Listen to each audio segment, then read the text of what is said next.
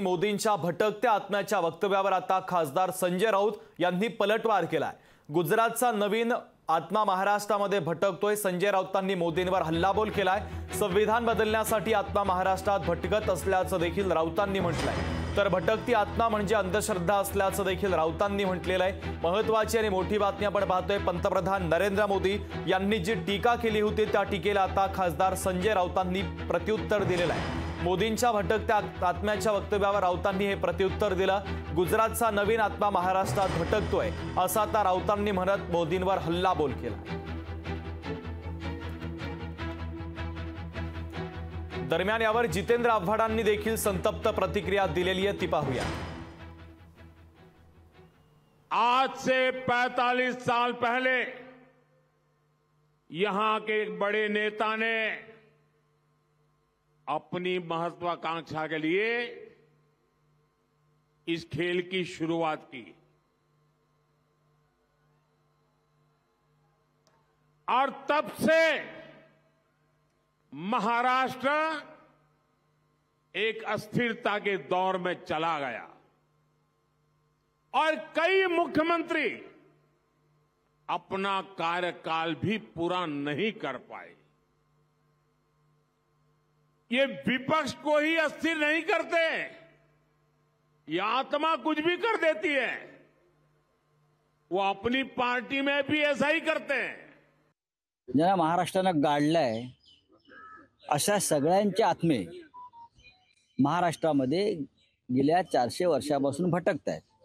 त्यात हा नवीन गुजरातचा आत्मा आहे आणि हे आत्मे जरी महाराष्ट्रात भटकत असले आणि त्या आत्म्यांकडून काहीही वक्तव्य होत असली तरी अशा भुताटकीच्या वक्तव्यांना महाराष्ट्र जुमानत नाही। महाराष्ट्र ढोंग, अंधश्रद्धा, बरं का, फेकाफेकी याला कधीही महाराष्ट्रानं महत्त्व दिलं नाही। ते झाल्यावर ते भाषणाला उठल्यानंतर ते भाषण केलं, त्याच्यामुळे मला अजून त्यांना वेळ नाही मिळाला की ते अदृश्य शक्ती कोण, अदृश्य आत्मा कोण।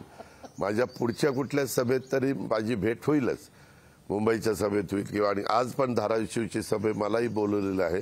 मी बघतो कसं जमतंय की नाही ते, पण त्यावेळेस मी ते त्यांना विचारेल, PM साहेब ते अदृश्य आत्म्याच्या बद्दल बोललं ते नाव काय, कारण मला जरा कळे ना, पत्रकार तर विचारतायत, उत्तर देणं मला क्रमप्राप्त आहे, पण तुम्ही बोललेलं असल्यामुळे मी काही उत्तर देणं उचित ठरणार नाही, कारण प्राईम मिनिस्टरचं स्टेटमेंट आहे, अशी ती थोडीशी माझी अडचण आहे। काल त्यांनी सांगितलं की महाराष्ट्रामध्ये एक अंतरात्मा आहे, तो आत्मा अस्वस्थ आहे।